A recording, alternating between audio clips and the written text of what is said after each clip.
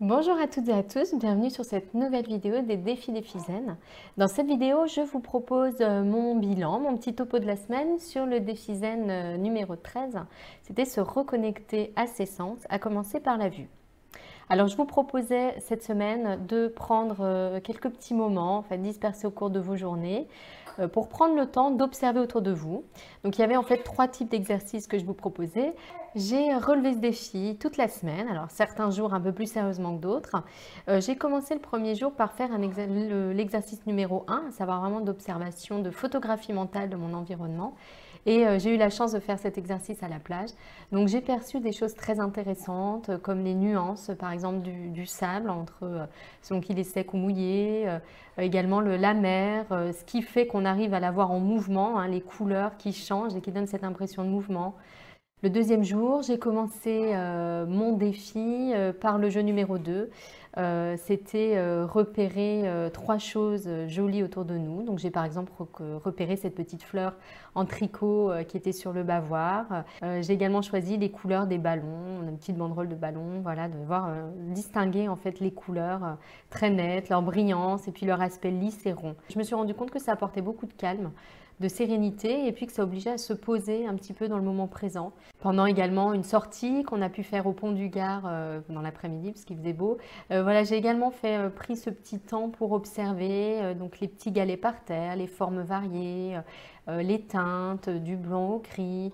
J'ai également beaucoup regardé le reflet en fait, hein, la couleur de l'eau. Je me suis rendu compte que c'était uniquement le reflet de ce qu'il y avait autour, donc essayer de repérer les objets que la rivière reflétait.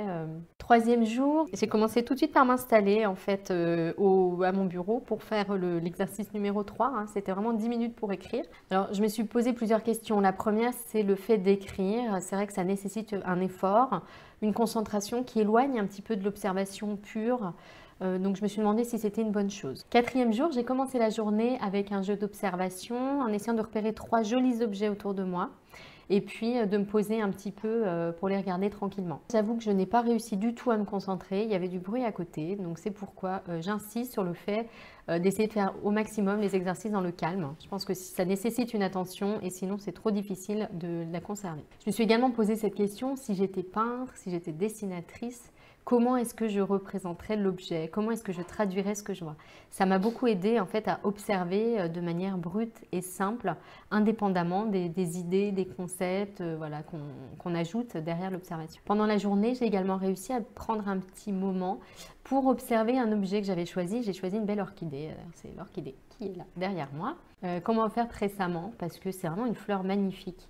Et si on se pose un petit peu et qu'on regarde, c'est même assez impressionnant que naturellement, comme ça, cette fleur a été conçue de cette manière. Voilà. Le 5e jour, j'ai commencé également la matinée par une observation avec écriture, hein, donc c'était l'exercice 3. J'ai choisi ma tasse de thé tout simplement. Pendant 10 minutes, j'ai observé vraiment ses formes, ses couleurs, ses contours, ses reflets. Voilà, et j'ai essayé de les décrire avec précision.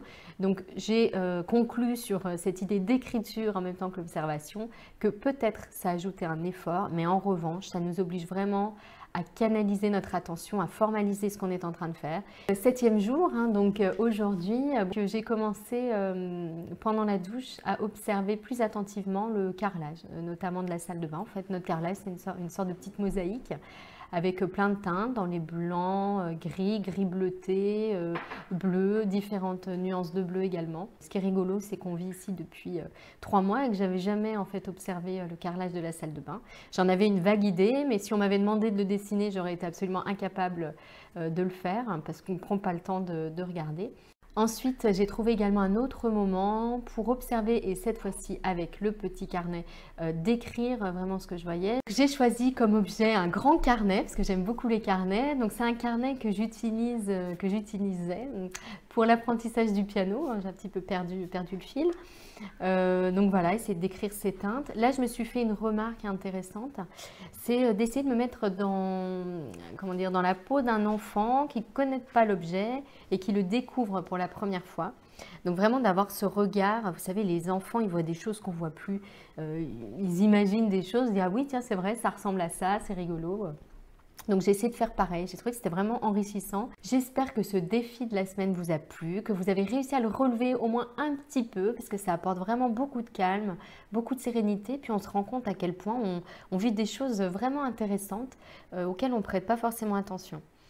Donc je vous donne rendez-vous sur le blog pour aller commenter ce défi. Pour ceux qui ne sont pas encore abonnés, rendez-vous sur le blog pour vous abonner. Hop, hop, hop, il va y avoir un petit carré ici, vous cliquez dessus, vous arrivez directement sur la page pour vous inscrire.